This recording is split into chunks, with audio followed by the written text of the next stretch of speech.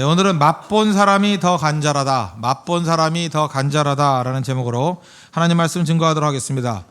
가끔마다 이렇게 비행기 사고가 나는데 원인을 알 수 없는 비행기 사고가 날 때가 있습니다. 기체에도 이상이 없고 뭐 환경적으로도 그렇게 큰 문제가 없는데 비행기가 사고가 났습니다. 그럴 때 항상 점검하는 게 뭐냐? 비행 착시 현상. 비행 착시 현상. 이거를 점검한답니다. 이 비행기 타다 보면 특별히 뭐 민항기는 좀 덜한데 전투기 같은 것은 빙글빙글 돌잖아요. 그래서 어디가 위인지 어디가 아래인지 구분이 잘 안 된다는 거예요.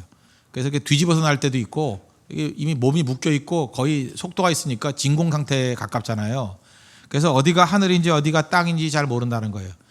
대표적인 착각이 되는 데가 어디냐? 해상 비행을 할 때나 또는 밤 비행을 할 때.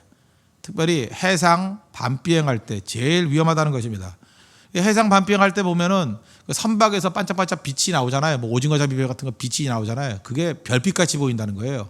그래서 그게 하늘이다 생각해서 그쪽을 향해서 나아가다가 이렇게 추락하는 경우가 있다라는 것입니다. 그래서 특별히 그 전투기 비행사들이 이런 것 때문에 사고 많이 난답니다.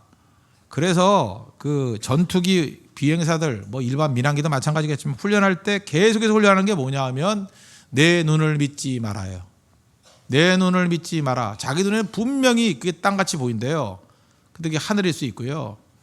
또 하늘같이 보이는 게 땅일 수 있다는 것입니다. 그래서 그때 뭐라 그래? 계기 비행. 계기를 믿어라. 항상 계기를 믿어야 눈을 의식하면 안 된다는 것입니다. 어느 순간인가 완전히 착각에 빠진다는 거예요. 자기 눈을 믿으면 안 되고 계기를 믿어야 된다. 제가 볼 때 이건 신앙과도 굉장히 유사하다고 생각을 합니다. 이 땅을 살아갈 때 특징이 어떻습니까? 굉장한 속도의 시대예요. 뭐 어마어마한 속도로 갑니다. 또 하나가 정보의 홍수 시대죠. 지금 어떤 사안 한번 나와 보십시오. 그러면 진리가 여기에 있다 저기에 있다 난리죠. 뭐 아무거나 하나 떨어져 봐요. 그러면 이게 맞다 저게 맞다 하는 것이 어떤 한 가지 의견에 대한 뭐 얘기가 수백 개는 붙어요. 어떤 거 한번 선택해서 읽어보십시오. 다 그럴듯해요. 그게 정보의 홍수 시대라는 것입니다. 이 말이 맞다 저 말이 맞다. 그때 제가 볼 때 이제 그 다음에 나올 직업이 뭔지 알아요? 이렇게 정보의 홍수 시대 때는 정보를 에디팅해주는 기능, 뽑아주는 기능, 정리해주는 기능 그게 있어야 되는데 아직까지 우리나라에 그게 없는 것 같아요.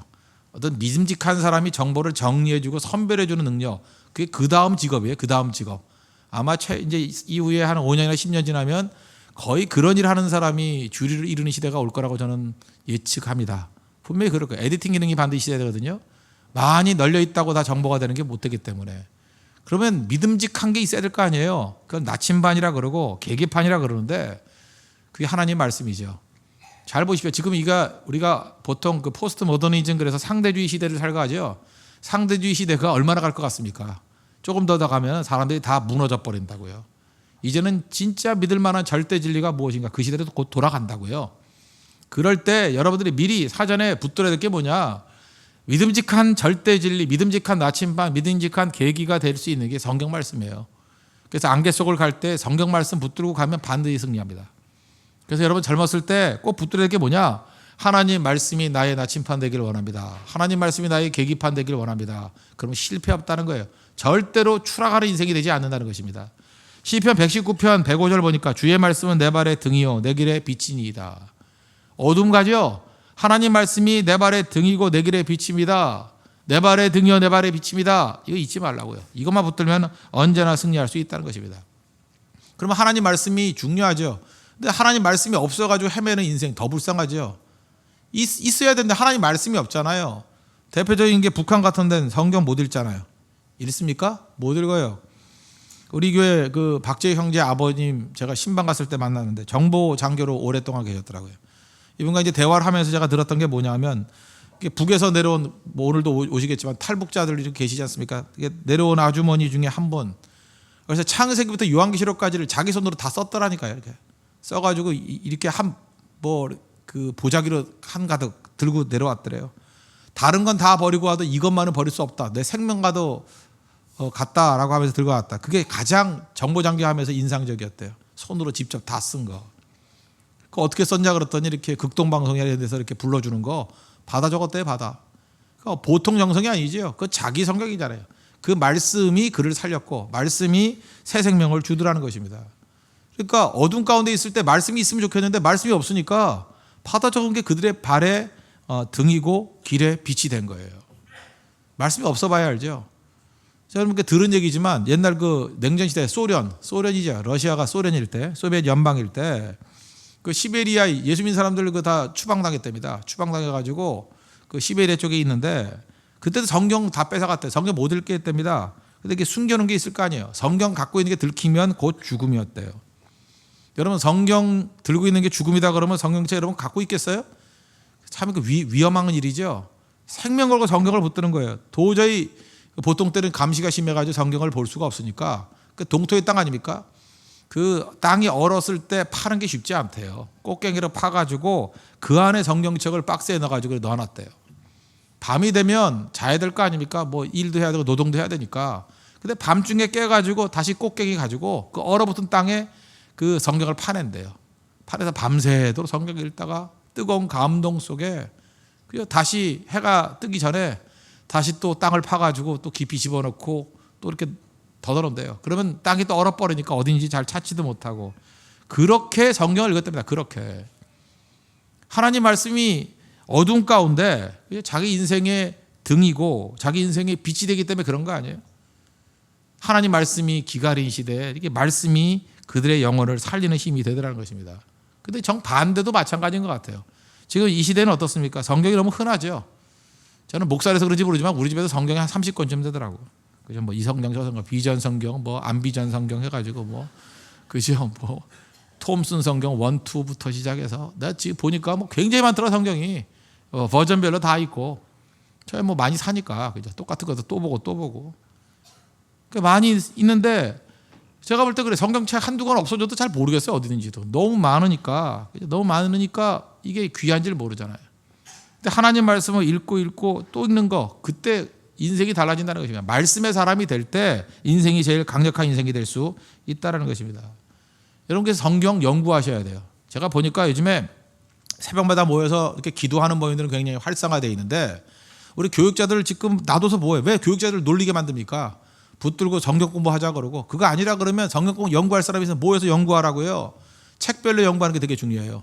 오늘 창세기 공부하자, 뭐 출애굽기 공부하자 이렇게 책별로 공부하라고 하나씩 떼 나가는 거 한 달에 몇 개씩 할 수 있잖아요.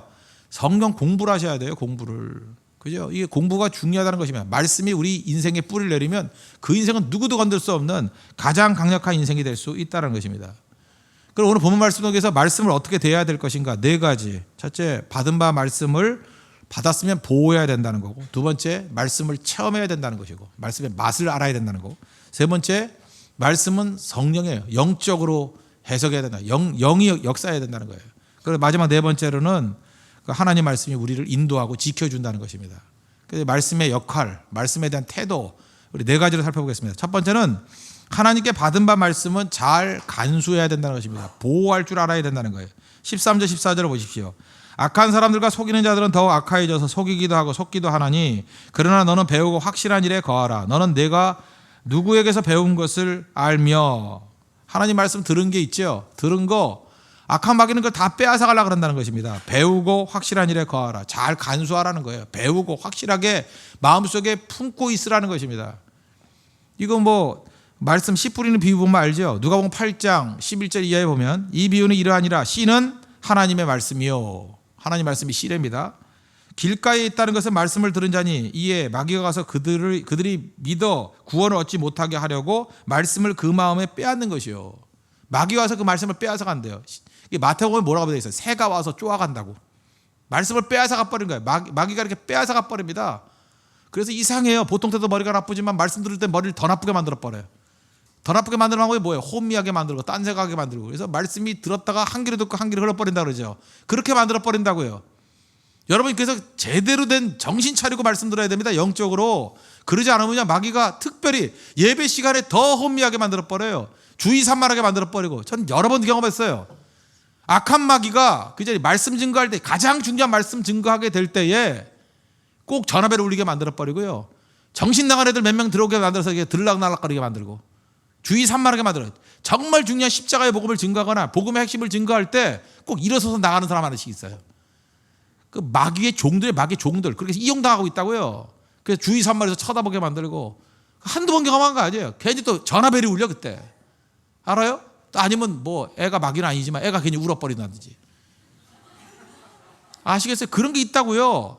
그러므로 그런 거 신경 쓰지 말고 빼앗기지 않아야 돼요. 그럼 말씀에 둔 것을 다시 재반복할 줄 알아야 돼요. 그래서 기록도 중요해요. 기록하고 그죠? 반복하고 마음에 품는 게 얼마나 중요한데 다 빼앗겨 버린다 그러잖아요. 그다음 바위에 떨어진 것은 어떤 거예요? 기쁨으로 받으나 뿌리가 없어. 잠깐 믿다가 시련 당하면 다 없어져 버린다고. 말씀 들을 때 시련이 와요. 말씀 듣고 뿌리를 내리려고 그러면 반드시 마귀가 시련을 준다고요. 뿌리 못 내리게. 그때 해야 될 일이 뭐예요? 말씀 굳건히 붙들고 뿌리를 내려야죠. 깊이 뿌리를 내려야죠. 그게 중요한 거고, 또 하나는 섞어버리는 거죠. 말씀을 듣고 난 다음에 가시떨게 떨어진 건 뭐예요? 이생의 염려와 재물과 향락. 잠깐 염려 생겨가지고 말씀을 안 믿게 만들어버리고, 향락, 쾌락에 빠져가지고 말씀을 안 믿게 만들고, 재물, 돈 벌어야지 뭐 이런 것 때문에 안 하게 만들고. 여러분 오늘도 봐요. 예배 시간에 예배 말씀 꼭 들어야 될 타이밍이 될 때 꼭 무슨 학교에서 뭐 과제물이 많아가지고 뭐 그거 한다고 못 오고, 꼭 보면 뭐 돈 벌 일이 생겨요. 그죠? 지금 나가면 돈을 뭐 2배 더블로 받는다나 뭐 이런 거 생겨가지고 재물 때문에 나가버리고. 이게 말씀과 이게 충돌되는 일이 있다. 이게 다 영적인 일이라는 거예요. 영적인 일. 그래서 제가 영적인 상태가 안 좋은 집에 가서 신방 예배 드릴 때는요, 제가 미리 그래요. 전화 내려놓으십시오. 끊어놓으십시오. 전화벨 다 끄십시오. 일부러 그래. 일부러. 보나 마나예요 그거. 다 그때만 전화 와요. 뭐 평상시에 안 하는데 오늘 왜 이러냐 그러고. 그러니까 또 그냥 밖에서 또 누가 문 두드리더라고. 글쎄 통장이 왜 와 그날. 그죠? 그래서 내가 오지 말라고, 그냥 나가지도 말라고. 그리고 문고리 잠그고 예배 드려야 이길 수 있다는 것입니다. 전 그런 거 혹시나 하고 넘어갈 때 예배가 없어요. 중요한 영혼들 구원시켜야 될 때 마귀가 그렇게 강하게 역사한다는 것입니다. 말씀 들을 수 있는 기회 놓치지 말고요. 들은 바 말씀 잘 간수해야 된다는 것입니다. 배우고 확실한 일에 거하라고요. 잘 기록해서 놓치지 말라고요. 뭐 밤낮 깜빡깜빡 한다는데 뭐가 맨날 깜빡깜빡해? 그건 잊어버리면 안 돼요. 하나님 말씀 붙들고 있어야죠. 그죠? 붙들고 있어야죠. 하나님 말씀을 잘 간수한 사람, 저는 이렇게 생각해요. 제가 뭐 수술 받을 일이 있을지 없을지 모르지만 수술 받고 난 다음에 이렇게 마취해서 깨어났을 때 첫 번째 말이 예수님, 그 말이 나오면 좋겠죠. 그죠? 예수님 감사합니다. 할렐루야. 그리고 이게 일어나야지. 그죠? 뭐 돈은 잘 챙겼냐 뭐 이런 게 되면 되겠어요. 그죠? 아니면 뭐 엉뚱한 사람 이름이 나오거나 뭐, 그죠? 그러면 안 되겠죠. 여러분 잊지 말라고요. 그 가슴 속에 품고 있는 게 나온다. 품고 있는 것이. 말씀 잘 간수할 줄 알아야 된다는 것입니다. 두 번째로 말씀은 체험되어야 된다는 것입니다. 말씀의 맛을 알아야 된다는 것. 15절 보십시오. 또 어려서부터 성경을 알았나니 성경은 능히 너로 하여금 그리스도 예수 안에 있는 믿음으로 말미암아 구원에 이르는 지혜가 있게 하느니라. 어려서부터 성경을 알았나니 무슨 얘기예요? 어려서부터 성경의 맛을 보고 있었다 그런 얘기죠. 시편 19편 그 10절 같은 데 보니까 금 곧 많은 순금보다 더 사모할 것이며 꿀과 송이꿀보다 더 달도다. 여러분 하나님 말씀이 꿀보다 달다. 이거 무슨 얘기예요? 말씀의 맛을 알고 있다는 거죠. 말씀의 맛을 알고 있다. 많이 경험했으니까. 그 먹어본 사람이 맛한다 그러잖아요. 그 우리 교회도 그 충청도 출신들의 그 교육자들은요, 회 맛을 몰라요. 회 맛을 몰라. 그 내륙 쪽에 사는 사람도 회를 안 먹는 것 같아. 민준영 전도사님 같은 사람은 뭐 절대 회를 안 먹어요. 그래서 아시죠?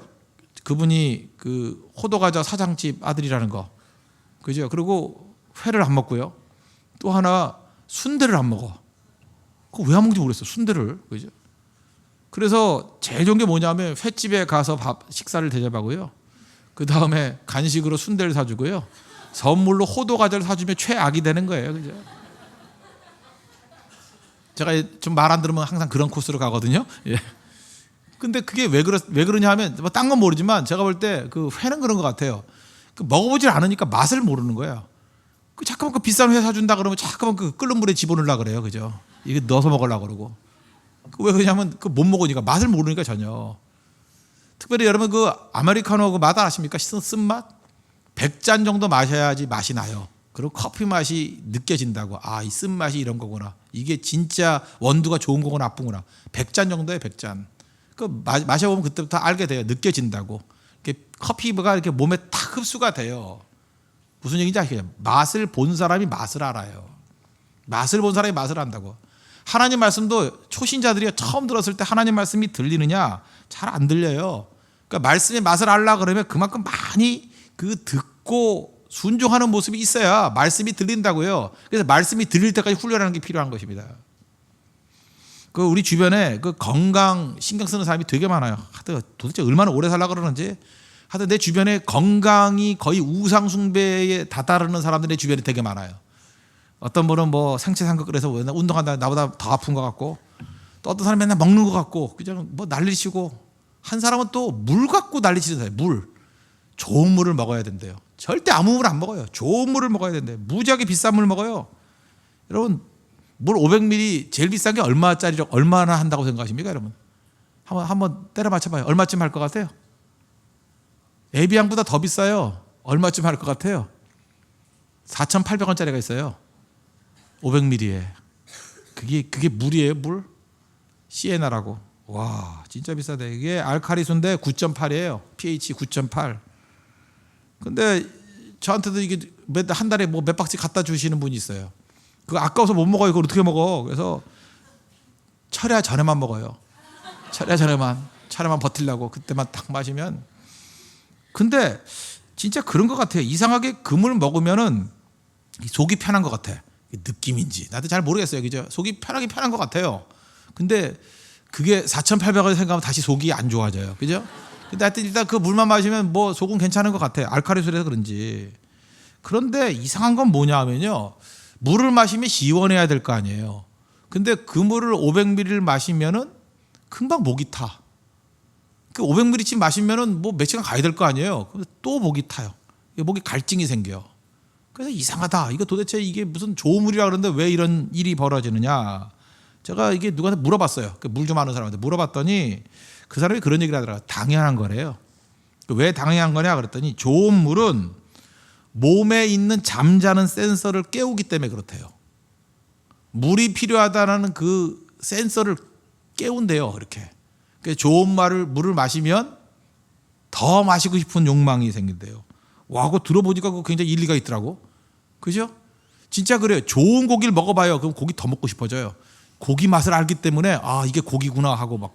커피도 좋은 커피를 한번, 좋은 원두 한번 먹어봐요. 먹어보면 거기서 멈추잖아요. 한 잔 더 마시려고 그러지. 그래서 잠자는 센서를 깨운대요. 그러면서 하는 말이 멋져요. 맛본 사람이 더 간절하대요. 와, 이거 진리죠. 저는 이걸 말씀에도 그대로 적용시키고 싶습니다.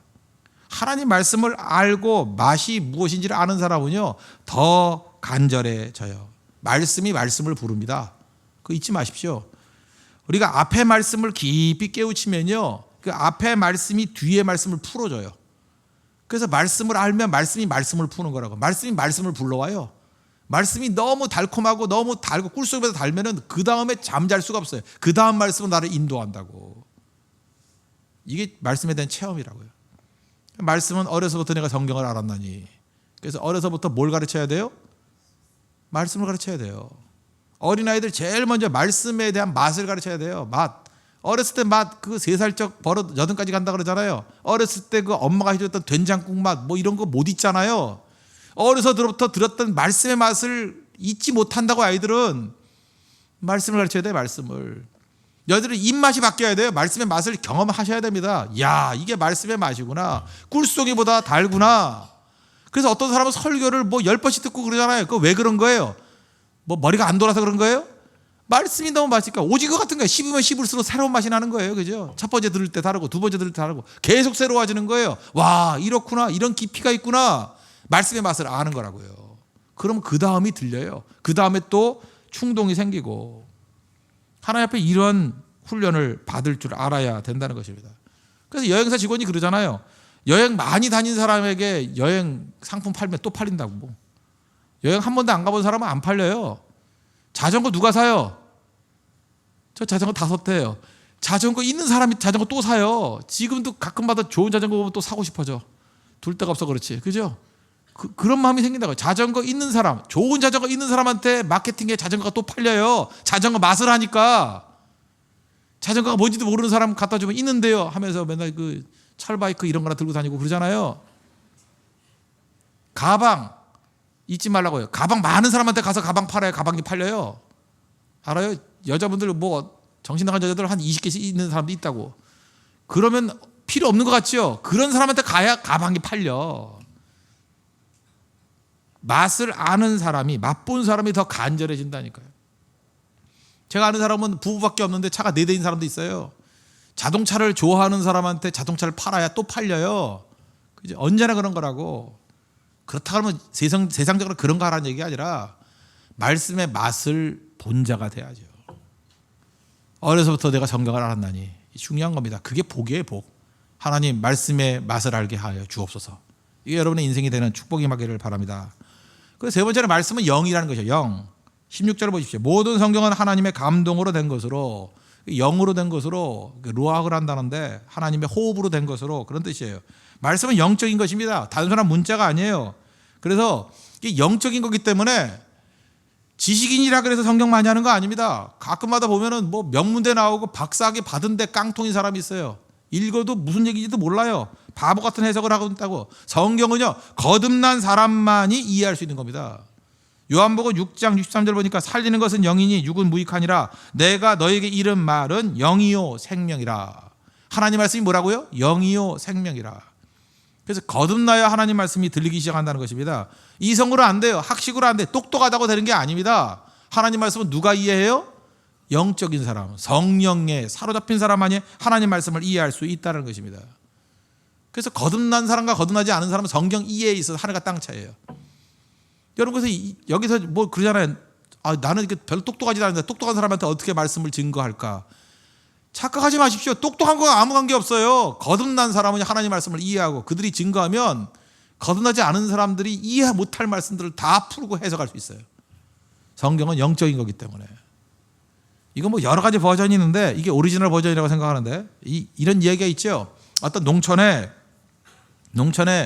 그 할머니 할아버지들이 많이 계시지 않습니까? 거기에 그 어떤 젊은 목회자가 부임을 했다는 것입니다. 이 공부 많이 한 사람이에요. 가봤더니 이 사람은 약간 좀 자유주의적인 신학을 했던 목사예요. 지는 똑똑하다고, 그죠? 그래서 부활도 믿지 않고 기적도 믿지 않고 성경도 하나님 말씀이라고 믿지 않고 영감으로 쓰여진 성경이라고 믿지 않는 거예요. 근데 가봤더니 할머니 할아버지들이 믿음이 너무 좋은 거야. 하나님 말씀 배우지도 못했는데 그냥 뭐든지 아멘 할렐루야 그러고 자기가 볼 때 덮어놓고 믿는 거라고. 너무 답답하더라는 거예요. 무지한 사람. 그래서 계몽시킨다고 좀 깨우쳐야겠다. 그래서 설교가 계속 계몽적인 설교를 하는 거예요. 출애굽기 설교하면서 홍해 설교하는 거. 홍해. 그러면서 이렇게 해석했답니다. 여러분, 홍해라는 말이 히브리어로 얌숲이라는 단어입니다. 얌숲. 이 얌숲이라는 게 뭐냐? 이건 원래 갈대의 바다라는 뜻입니다. 무슨 얘기예요? 깊은 바다 아니었다라는 거예요. 기적도 아니라는 얘기죠. 갈대 잘하는 게 뭐 얼마나 잘해요? 갈대의 바다니까 진짜 얌숲이 갈대 바다라는 뜻이 있어요. 갈대의 바다니까 그거 넘어가는 거는 뭐 기적도 아닙니다. 이런 취지로 얘기를 했어요. 깊지 않다고. 그랬더니 이런 얘기죠. 정신 차려라. 그죠? 그런 걸 기적이라고 믿으면 안 된다. 뭐 이런 얘기. 근데 예배 끝나고 난 다음에 한 할머니가 계속해서 크게 은혜 받은 것 같이 하면서 눈물을 흘리면서 기도하더라는 거예요. 하나님의 능력은 대단하다 그러고. 그래서 이 목사가 너무 이상해가지고 그래서 왜 그러시냐고. 그때 그 할머니 얘기가 하나님의 능력은 놀랍다고. 그 얕은 갈대 바다에서 애굽의 군대를 다 멸절시켰으니 얼마나 대단한 기적이냐고. 그게 무슨 얘기인지 아시겠죠? 거듭난 자와 거듭나지 않은 사람의 차이점이죠. 거듭난 사람은요, 그 하나님 말씀 속에서 기적을 맛보는 거예요. 그렇다 할지라도. 원래 그 본문 그거 아니에요. 그 멍청한 녀석이지. 그 얌숲이라는 게 갈대의 바다로 해석할 수도 있지만 해초의 바다라고도 해석할 수 있어요. 두 종류 해석할 수 있는데 선택에 따라 틀리는 거거든요. 그러면 앞뒤 문맥을 볼 때 애굽의 군대가 따라가다가 물이 합쳐졌을 때 다 수장돼서 죽었다 그러면 그게 어떻게 갈대의 바다입니까? 해초의 바다지. 안 그래요? 여러분들 지금 혼미해서 무슨 소리인지 몰라요. 그죠? 그 얌숲이라는 게 뭘 어디 어줍지 않게 배워가지고 그래서 들은 풍월이 있어가지고 잠깐 이런 소리 하고 있는데 그 문맥에서 봐야 될 거 아니에요. 문맥에서. 그럼 문맥에서 해석되는 거 아니에요. 문맥에서 그 어떤 단어를 선택할 것을 결정해야 되는 거 아닙니까? 근데 좀 배웠다 그러는 사람 이런 식으로 얘기한다고. 지금도 여러분 책들 같은 데 보면은 이 갈대 바다라고 해석했던 책들 되게 있어요. 많이 있다고. 괜히 잘난 척하는 거죠. 그러니까 아무리 똑똑해도 성경 말씀이 안 믿어지고 모르는 거예요. 그런 사람들은. 그러니까 해석이 안 되는 거죠. 똑같은 말씀이 어떤 사람에게 감동으로 다가와요. 근데 어떤 사람은 장벽으로 다가와. 참 이상하지 않아요? 여러분, 목사가 똑같이 설교하잖아요. 다 앉혀놓고 뭐 여기는 뭐 다르게 설교하고 여기는 다르게 하고 그러나요? 다 똑같은 말씀을 증거해요. 근데 어떤 사람은 거기서 큰 감동을 받고 은혜를 받고 변화가 되는 반면에 어떤 사람은 그게 장벽으로 다가와가지고 시험 들었대. 이해가 안 돼. 이해가 도대체. 왜 그래요? 거듭난 자와 거듭나지 않은 자의 차이점이에요. 다르죠, 완전히. 그래서 말씀은 성령과 함께 들어야 돼요. 성령과. 말씀은 영이거든요. 성령이 함께 하지 않으면 안 되는 거죠. 똑같은 사람들이 어쩜 그렇게 삐딱하게 보는지. 긍정적으로 하나님 말씀을 받아들일 수 있는 능력, 그 성령이 함께해야 들리는 거예요. 성령이 함께해야 들릴 수 있다는 것입니다. 들리는 설교가 중요한 거죠. 그래서 여러분들 설교가 들리는 것만큼 복된 게 없어요. 여러분 한번 살아보세요. 하나님의 은혜가 제일 크게 임했을 때가 언제냐면 설교 말씀이 들릴 때. 그럼 살지요. 말씀 들으면 생명이 생기고 힘이 나고 하는데 어떻게 세상에서 좌절하고 낙담하겠어요. 승리하는 인생이 되죠. 그때 시험이 들었다는 게 뭔지 알아요? 말씀이 안 들리는 거예요. 안 들려요. 하나도 안 들려. 위기에 위기. 그러다 영적으로 죽는다고. 그러니까 또 바보 같은 일이 뭐예요? 안 들리는 교회에 버티고 있어, 이 바보들이. 들리는 데 가서 들으세요. 분명히 그 시대에 하나님께서 들리는 사람 주셨다고요. 들리는 설교자를 주셨다고요. 들리는 설교를 들어야 돼. 들리는 설교. 내게 들려야지. 믿음은 들으면서 나잖아요. 들어야 성장하죠. 근데 가끔마다 현대인들도 그런 사람들이 있죠. 뭐 섬기는 교회 따로, 들리는 설교 또 따로. 이런 거하고 똑같은 거죠. 그죠? 뭐 사는 여자 따로, 뭐 즐기는 여자 따로. 그거 똑같은 거지. 그거 뭐 무슨 얘기인지 알겠어요? 이중생활하고 똑같은 거지. 그래가지고 무슨 파워가 있어요. 들리는 설교에서 섬겨야죠. 그래야 일직선이 돼가지고 열매가 나타나고 파워가 나타나고 세상에 그저 빛을 발하는 인생이 되는 거죠. 그 상식 아니에요, 상식? 상식적으로 그런 인생이 돼야 돼. 그런 인생이. 말씀과 함께 일직선이 돼야죠. 뭐든지. 그럴 때 하나님의 파워가 나타나기 시작한다는 것입니다. 근데 말씀이 안 들려요. 맨날 이렇게 장벽으로 다가온다. 그러니까 문제가 되는 거죠. 그 설교 제일 힘든 데가 어디냐면 신학생들 모아놓고 설교할 때가 제일 힘듭니다. 신학생들은요, 설교를 은혜 받으려고 듣는 게 아니라 어떻게 하나 보자라고 하는, 팔짱 끼고 듣는 경우가 많아요. 그래서 신학생 설교가 힘들죠. 그래서 신학생들을 앉혀놓고 은혜를 끼치고 변화시켰다 그러면 대단히 능력이 있으신 분입니다. 되게 비판적으로 보길 때가 있거든요. 뭐 이름을 얘기해도 아실 분인데 이름 얘기 안 할게요. 근데 어떤 우리나라에서 이제 큰 교회 어떤 목사님이 아주 훌륭하신 분인데, 이분이 어떤 신학교에 가가지고 추수감사절 때 채플 인도를 했대요. 채플에 이제 설교를 하는데, 또 이분이 또 약간 좀 이렇게 운치가 있는 분이라서 추수감사절이라고 한복을 입고 가셨답니다. 한복 입고 설교를 하시고, 또 그다음에 이렇게 큰 교회 목사님들 가면은 또 그냥 안 가고 이렇게 밥도 주고요. 또 성가대도 데려가요. 성가대도 또 한복 다 입혀가지고 아줌마들 또 이렇게 세웠대요. 그러니까 뭐 분위기 아시겠죠? 한복 입고 설교하고 한복 입은 여자 집사님 권사님들이 가서 성가대하고, 분위기 아시겠죠? 그리고 또 밥 나눠주고, 무슨 뭐 국군 장병 위문하는 그런 분위기 같은 그런. 근데 이분이 제가 볼 때 굉장히 그 로맨틱한 분이에요. 그냥 설교를 하면 되는데 이야기도 되게 그 운치 있게 하고 이야기 설교를 많이 하시는 분이에요. 근데 올라가더니 그러다는 거예요. 1년 동안 하나님께 주신 은혜가 너무 크다고, 너무 감사하다고. 이거 내가 설교하기 이전에 너무 감사해서 춤을 추고 싶다고. 목사님이 그러더래요. 춤을 추고 싶다고. 그러더니만 이게 나오더니 여기 크리넥스 있잖아요. 크리넥스를 하나를 탁 잡고 또 하나를 탁 잡고 양쪽에 크리넥스 들고, 알겠죠? 그러면서 찬송가 301장을 부르는 거예요. 지금까지 지내온 것. 그리고 여기만 있는 게 아니라 막 앞에 가서 주의 크신 은혜라 뺑그러 돌고 막. 그게 쇼가 아니라 너무 진심으로 그 찬송을 부르고 하는 것이, 내가 너무 하나님께 받은 바 은혜가 크고 나같이 부족하고 배운 바 없는 사람에게 하나님께서 한량한 은혜를 주시고 도저히 견딜 수가 없어서 내가 춤추지 않고는 견딜 수 없다. 찬송하지 않고는 견딜 수 없다. 그러면서 찬송을 불렀대요. 지금까지 지내온 것 주의 크신 은혜라. 대다수의 많은 사람들은 원래 순수하면 전달이 되지 않습니까? 그거 알잖아요. 저거 쇼인지 진짜인지. 은혜 받았대요, 실학생들이. 그죠? 감격 속에, 이야, 나도 저렇게 살아야지. 나도 저렇게 나이 들어야지. 그렇게 생각을 했대요.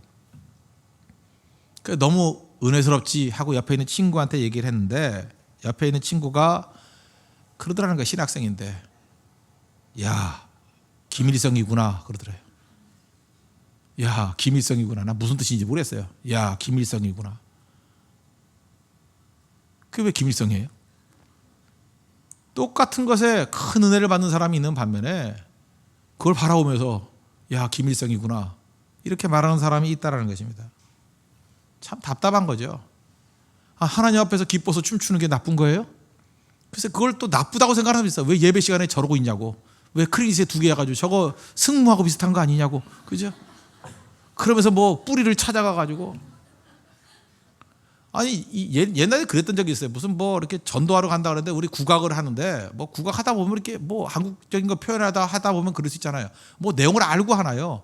근데 저거의 뿌리는 사물놀이래. 사물놀이의 뿌리는 우상숭배래. 막 이러면서 막 적용을 하기 시작하는데 와, 나 머리 아파가지고 진짜. 그래서 내가 잘못했습니다. 그러고 넘어갔지만. 그럼 뭐 한국 국악의 뿌리 찾아가면 뭐 영적인 거 안 되는 게 뭐가 있어요?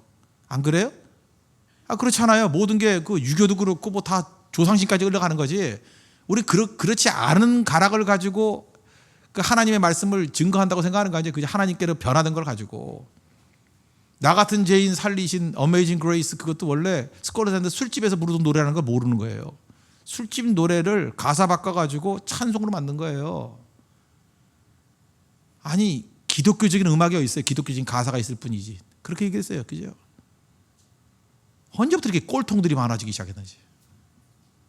그 차라리 춤췄다고 야 김일성이네. 하나님의 언약궤가 들어왔을 때 다윗이 했던 일이 뭡니까? 춤췄죠. 그럴 때 사울의 딸 미갈이 업신여겼다 그러잖아요. 저 뭐 하느냐고. 왕이 채통 없이. 다 좋아요.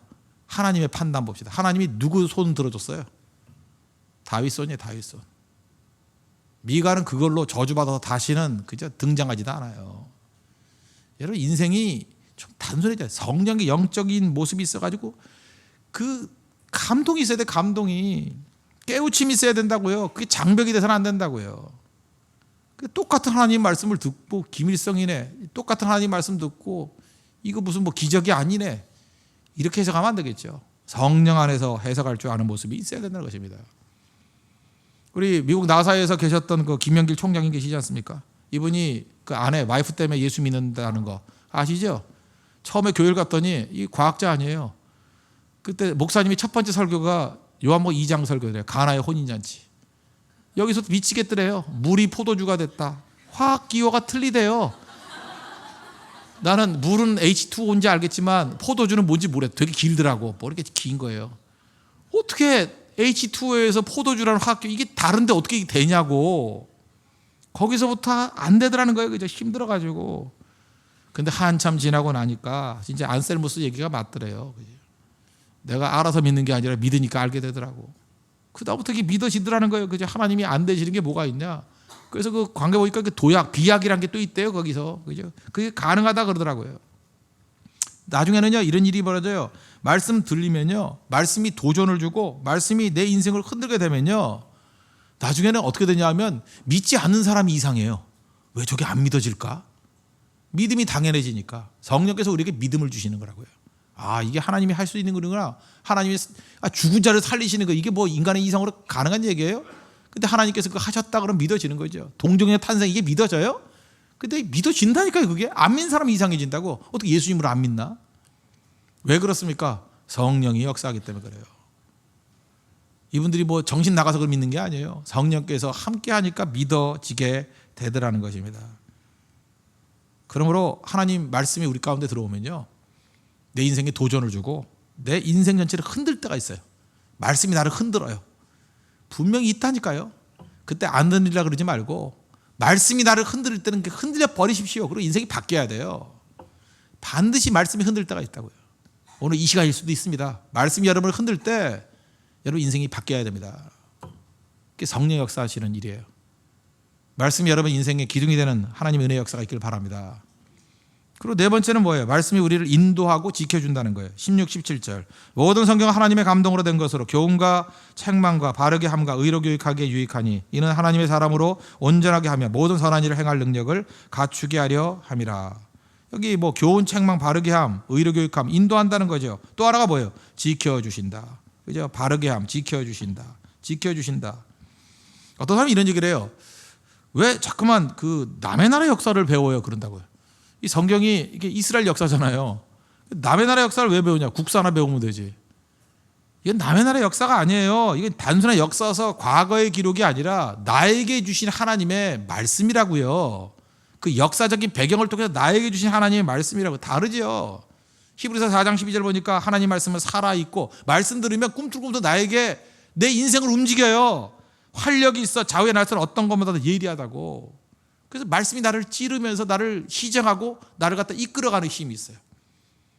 말씀이 얼마나 큰 힘인지 아십니까? 한 구절의 말씀이 내 다 죽었던 영혼을 살려요. 완전히 우울증과 좌절과 자포자기 했던 인생에게 새 힘을 일으킨다고요. 한 구절의 말씀은 생명이에요. 생명의 역사가 나타나고, 그 다음에 내 인생의 위기 가운데 놓였다가 말씀 한 구절이 나를 건져가지고 살리는 힘이 있습니다. 떠오르는 말씀이에요. 떠오르는 말씀. 그 말씀 붙들고 승리하는 모습이 있어야 된다는 것입니다. 저에게 들은 얘기인데, 어떤 형제만 3명인 어떤 가정이 있어요. 3명. 근데 그 둘째 아들인 사람이에요. 근데 하루는 형수님한테 전화가 왔더라는 거예요. 왜 그러냐 그랬더니, 그래서 형님이 교통사고를 당했대요. 차에 꽉 부딪혀가지고 교통사고를 당했다고. 그러니 형하고 칠했는데 얼마나 깜짝 놀라요. 근데 거기서 그치는 게 아니라 뇌가 깨져, 뇌수가 흘러내려. 그때 이게 골이 깨져가지고 뇌수가. 그래서 급하다고 뭐 정신이 없죠. 형이 그랬다니까 뭐 어쩔 줄을 모르고 어디냐 그랬더니 뭐 병원 알려주더라는 거예요. 그래서 손살까지 갔더니, 그래서 그 병원이 아니더래. 잘못 갔대요. 글쎄요.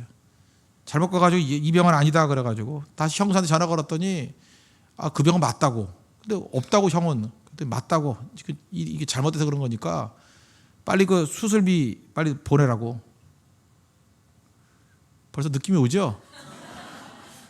요즘에야 뭐 이런 보이스피싱이 많으니까 그렇지만 옛날에 이게 없을 때는 이게 특이한 일이었거든요. 그래서 보내려고 그러는데 갑자기 이상하더라는 거예요. 거기 보내라는 그 지로 번호를 보니까 병원 이름이 아니라 개인 이름이래. 근데 개인한테 보내나? 이상하다 그래가지고 한 번 더 체크를 해봤더니 이게 가짜더라는 거예요. 그때 그걸 깨우치게 만들었던 것, 그게 하나님의 도우심이죠. 참 묘해요. 이게 아무것도 아닌 거에 이렇게 딱 정신들게 만드는 말씀이 있어요. 정신들게 만드는 말씀. 정신들게 만드는 어떤 조언이 있다고. 그래서 살아나는 거예요. 그래서 하나님 말씀이 내 마음 가운데 이렇게 묵상돼 있으면 이렇게 하나씩 떠올라요. 떠올라. 거짓됨. 그 다음에 이거 왜 그런가. 그래서 이게 일치되지 않음. 이런 것들이 떠오른다고. 그게 우리를 지켜주는 힘이에요. 그래서 위기 가운데 있을 때 여러분, 하나님 말씀이 우리를 지켜준다는 거 잊지 마십시오. 그래서 암송을 많이 읽는 게 좋아요. 많이 읽어두면, 예를 들어서 성결 떠나잖아요. 뭐 이렇게 네팔 성결 떠난다 그러면 그냥 뭘 암송하려고 그러지 말고 성경을 쭉 읽으라고요. 요한복음을 쭉 읽든지 사도행전을 읽든지 그냥 읽어놓고 줄거놓고 그 정도만 해놔요. 그러면 묘한 게 뭐냐면 성령께서 그 말씀을 사용하셔가지고 현장에 가면 그 읽었던 말씀을 당장 쓸 수 있게 상황을 만드셔요. 그 떠오르는 말씀, 그거 증거하는 거예요. 여기 뭐 리더나 간사들 나는 뭐 말씀을 증거할 게 없어요. 그런데 바보 같은 소리 하고 있네. 성경을 하도 안 읽으니까 그렇지. 계속 읽고 준비해 놓으면요, 그 상황에 맞는 말씀이 반드시 떠오른다고요. 그래서 말씀이 나를 지켜주셔요. 말씀이 나를 건져주신다고. 그게 하나님 말씀이 하는 일이에요. 교훈과 책망과 또 하나 뭐예요? 바르게 함. 이 위기 가운데 살아갈 때 하나님 말씀이 얼마나 중요한지 아십니까? 바르게 함. 이게 중요한 거예요.